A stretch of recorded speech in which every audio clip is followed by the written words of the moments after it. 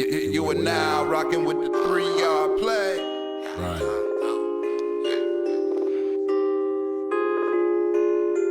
We just figured out a 3-yard play, fam. We're gonna win every time. Yeah. Hit that link with you. Come on in. You're tuned into the 3-Yard Play podcast. Well, the only question is, does it work for you? Trail got wings, bitch. We been working all year. It's game time. We all here. We turned up. Oh yeah. Cause we finna be the champs this year. We been working all year. It's game time. We all here. We turned up. Oh yeah. Cause we finna be the champs this year. We live in weight just to hold up the trophy. Flag on the plate, cause them haters can't hold me. And 1, 2-a-days and run up the biggest hill just to sharpen up my skills. They hit the scoreboard first, I had to hit them drills. Time I get around the corner, they gon' see my new wheels.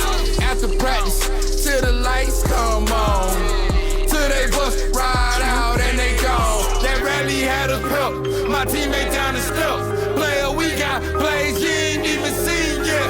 I post up and fade away like graffiti. Just don't claim it's love when you see us on TV. We been working all year. It's game time. We all here. We turned up. Oh yeah. Cause we finna be the champs this year. 3-Yard Play podcast. We been working brought to you by reality. all year. Where it is what it is. Game time. You get what you get. We all here. So comment and let us know where you Oh live. yeah. Cause we finna be the champs this year. El Bravo debut out. You start with the reference to On all God. streaming platforms. Grew up like a Featuring dog. hits like Never Young out of Jit, hardships. Used to Stowaway, not proud. My Rockin' Book of on Life, Starship. and Knowing many how you more. going. Follow El Going Bravo on. at Lab Ever Tech since I Music Group. stepped in the It's game, time. I done started. Like a stowaway, Debut album. Release me. just like In a stores now. Your homeland's far away. Take my hand and let me lead, though. I feel like they wanna take me, but they weren't ready to me. Take a shot at the back of my hand and leave me for dead. El Bravo. Release me. In stores now. Hey, what's good, family? What Welcome up? happening? Yes.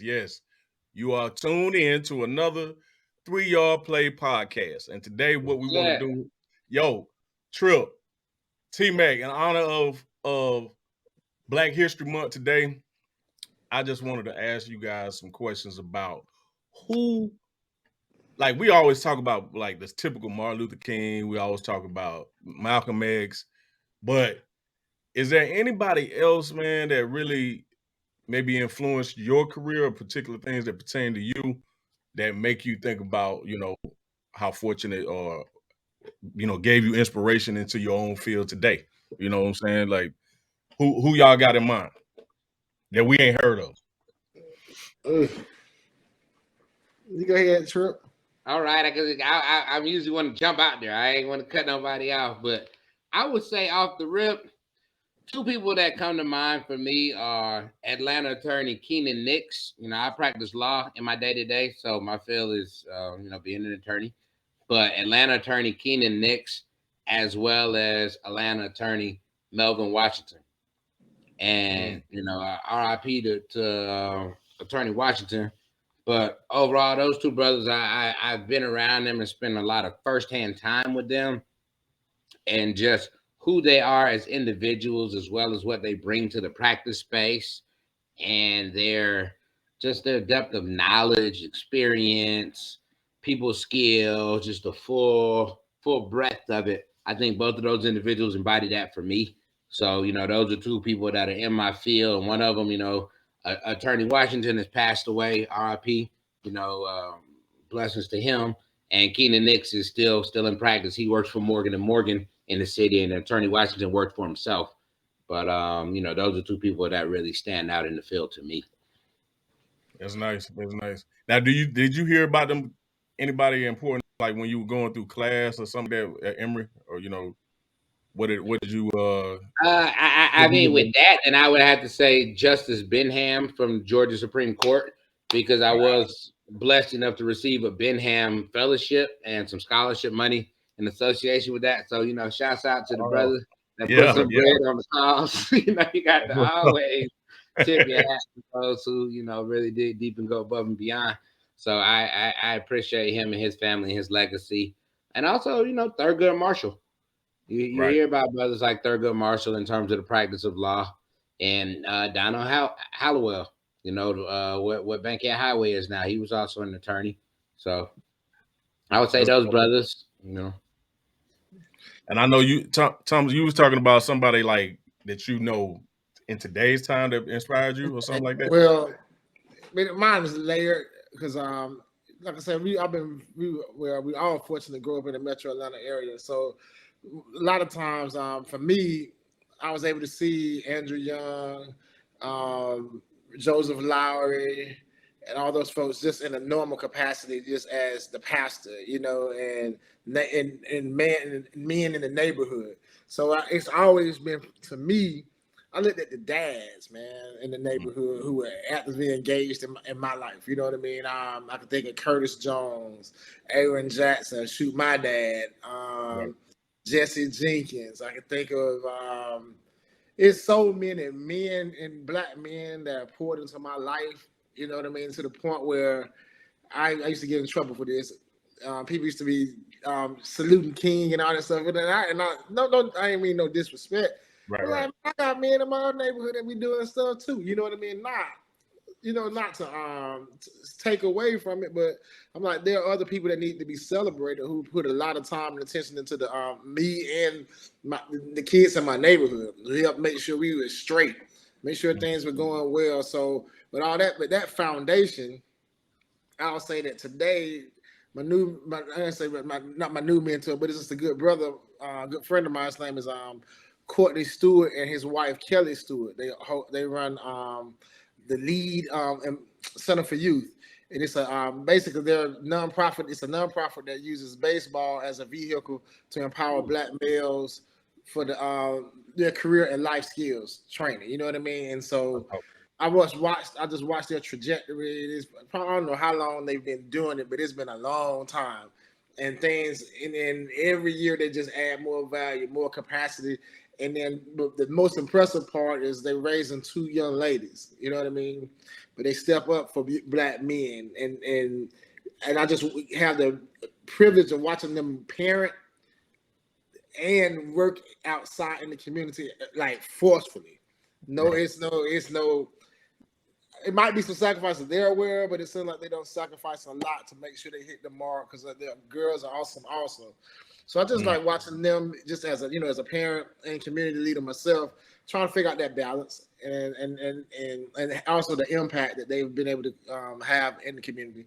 They really stand out a lot to me in terms of that, making sure families straight, community is straight, and then their faith. You know what I mean? So they knock it down.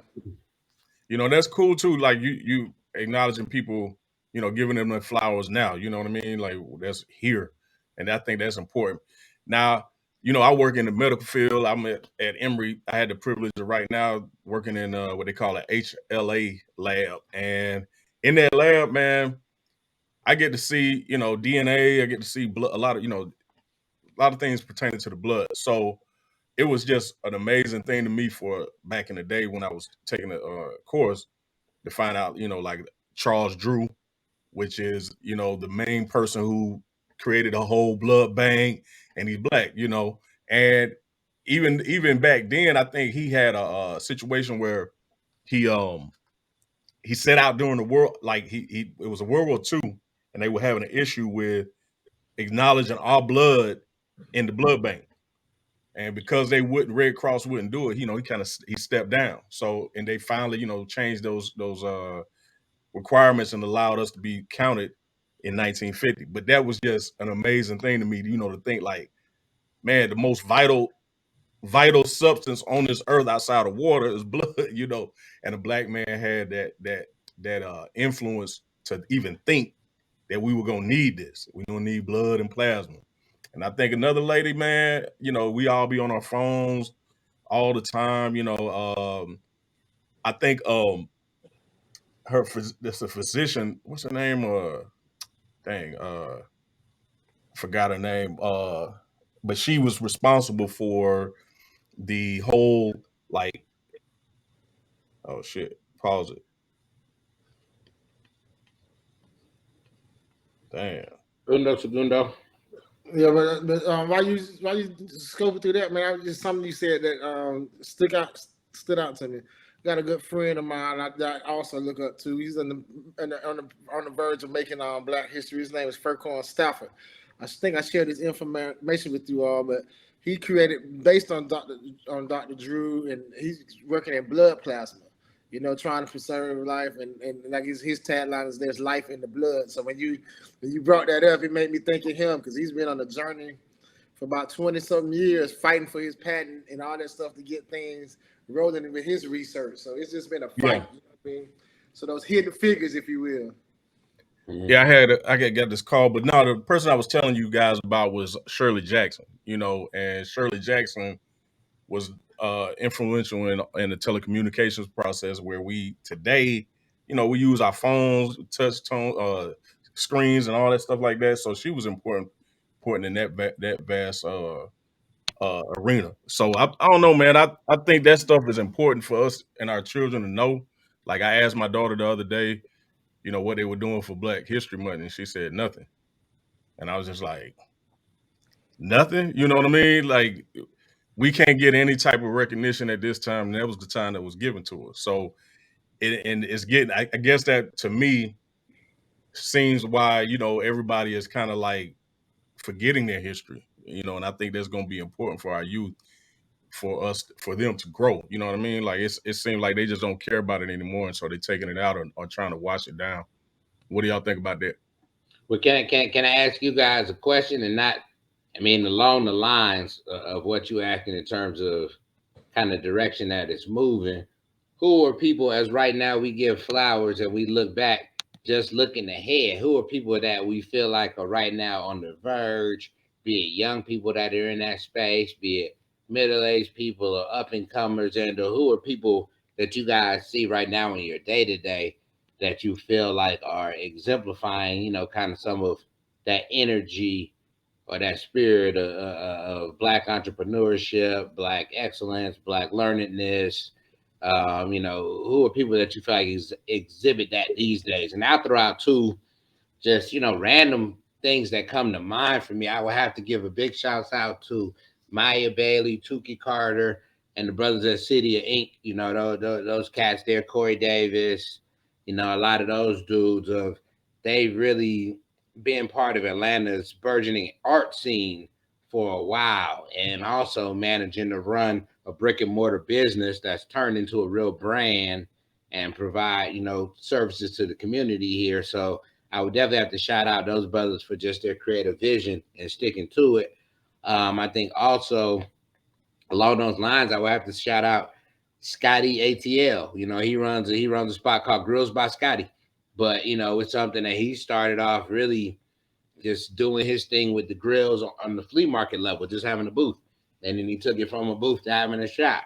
And then he took it from having a shop here in Atlanta to also having a Los Angeles location.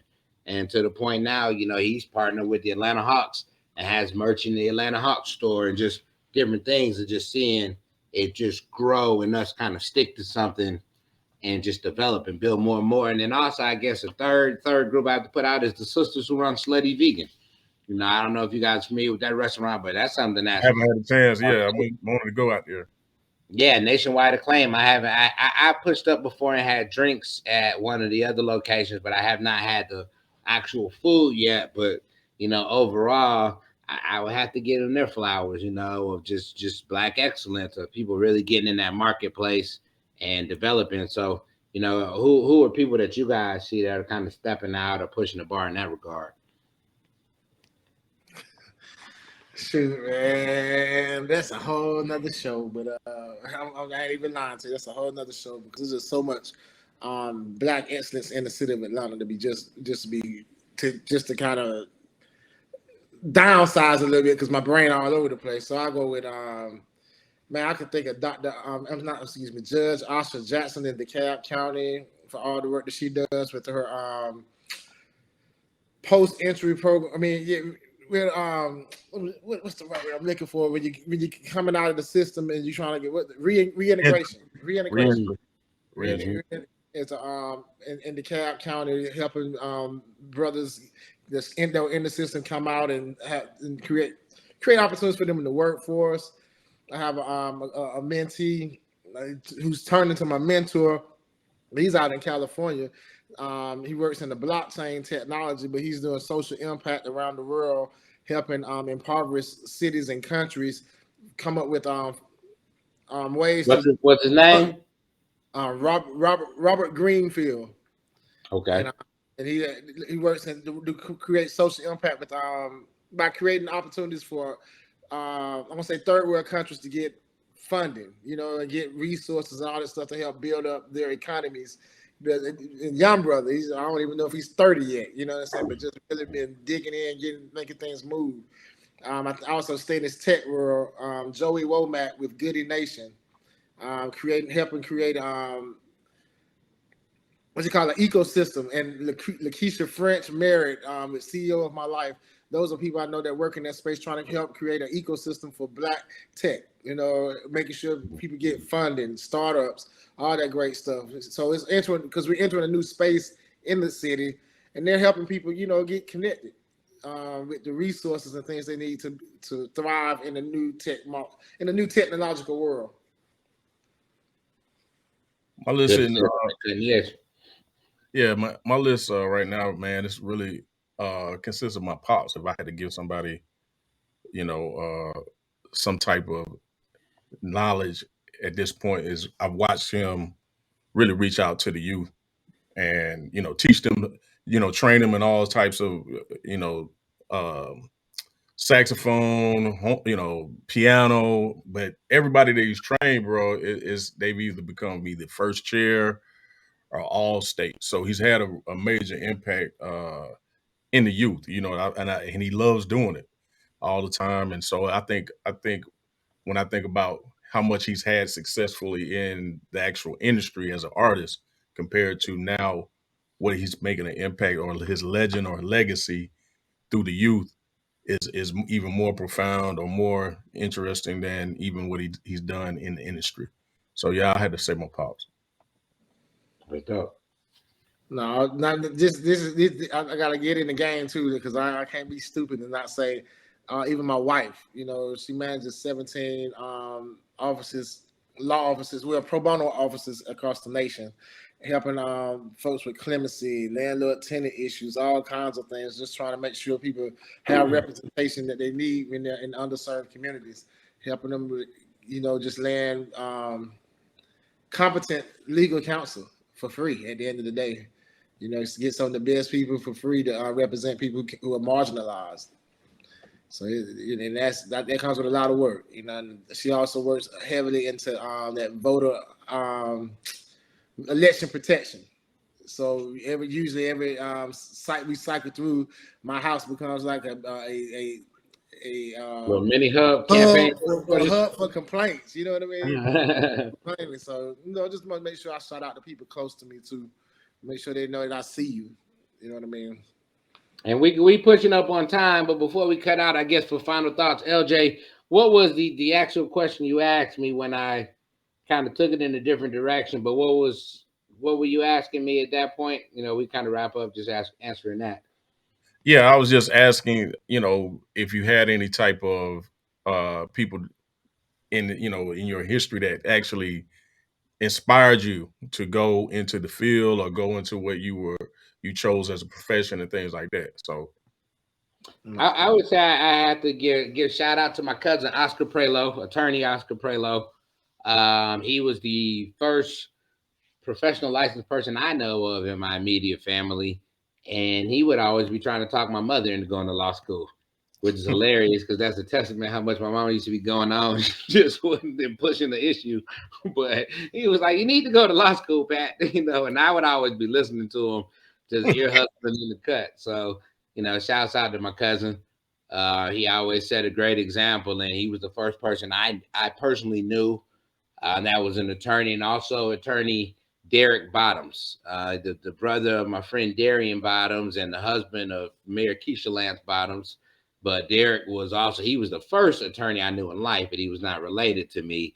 But I remember being a young person and our parents, everybody being so excited that Derek was going to law school. And then once he became an attorney, and I remember he pulled up in the first person I seen with a Porsche, just like, okay. So shouts out to Derek also at a young age. He set that example of, I didn't know exactly what an attorney was, but I knew it was something that was kind of along the lines of a doctor or just something that you had to go to extra school for. And the fact that everyone was it was the first time I've seen people so excited about something academic. And so that was something that stuck with me. Yeah, and just to add, the reason I ask these questions is because I think, when you talk about role models and you talk about images of self, it's important, I think, sometimes, man, to have those people those everyday people, not so much, the football player or the basketball player, because the market is very slim, as far as you being able to become a entertainer or you becoming an athlete. Those markets are very hard to get into. But if you can see as a young Black man or woman, hey, I can be a doctor, I can be this lawyer, but you see those images of those people being successful, you can attach yourself, I think, in that arena a lot better. I think that's what other coaches do well. They do enjoy sports and entertainment, but they also, I think, do more at trying to show that there's other things outside of those arenas. You know what I'm saying? Absolutely. So I think if our kids see, it's cool to be, what you do, Trip, as a lawyer. It's cool to do what you do, Thomas, working with the school and being in those children's lives. I think we'll have a shift in the mindset of like what all the things we can be. You know what I mean? So yeah, I think it's important. All right, and then just to piggyback on that, just to be quick because I know we're on time. A big part of for me is just I was, like I told you, I've been fortunate enough. I had all 4 grandparents in my life until I was 27 years old. So just watching that, my granddad graduated from Morehouse in the 20s. My other grandfather went to the Army. They ended up, having successful families. Both ended up working at the post office. But the main thing they always stressed to me was character and being and leadership, and so establishing your own core values and beliefs and living your truths, you know what I mean? But the thing was, it was expected of me to do something great. Not because they saw it in me. They just know you got everything you need, bro. Go out there and be great, Right. And so when you talk about representation, I always had people that made it. And how to go back a little bit when I was talking about King, like as great as man he was, we all can be like King if we just stay faithful to what we do and define our purpose and live in it. That's it, bro. That's it. Well, we have come to another end of the episode of 3 Yard Play. So, question then is, does it work for you? Does it work for you? Does it work for you? So, hey, tune in, like, subscribe, and let us know what you think. Peace. Shout out to everybody who's been checking us out, man. We appreciate everybody with the views, the comments, and feedback, man. We love to hear from you guys. That sparks further conversation. Absolutely. New Black Magic Jr. album, Riot's Work, coming soon. Featuring bangers like How Deep, Cursed, the Poland Remix, Rolling, and many more. Also be sure to check out the album, Sleep Well, and Breaking Case of Emergency. Alien technology that took the skull and bone silver first for all of y'all to see. Black magic in the flash, hacking through the algorithm, killing shit the best. New Black Magic Bulls Jr. running full court press. Jordan back after getting shit off his chest. The truth is the hardest shit.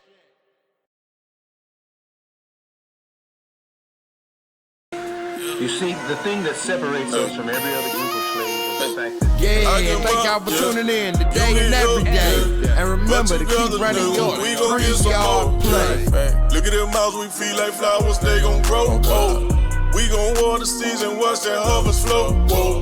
I've been crunching numbers. Cause we know heroes are made in the off season. There should be no reason and grind the slow is better than crashing out we for get dough. that money bound for we don't run it. I say, young brothers, remember, fulfill the promise. I just get 3 yards every day. They can never I can't stop. read that narrative, so ain't no need of calling us. You ain't never had to tell your kid being black was a sin, cause his skin was reflected through America. Taking care of us was just a handout, right? But it was fair when free labor was just as nice. I can bet you your life, your kids living alright. Cause me and mine had to do rocking with the die 3-Yard Play podcast. I get mine, yeah. You get yours, yeah. But together, nigga, we gon' get some more, yeah. Look at them mouths, we feel like flowers, So they like, gon' grow. subscribe, share, we gon' water and season, let's watch that discuss. harvest flow. I've been What's up with crunching us? numbers, winter, fall, spring, or summer.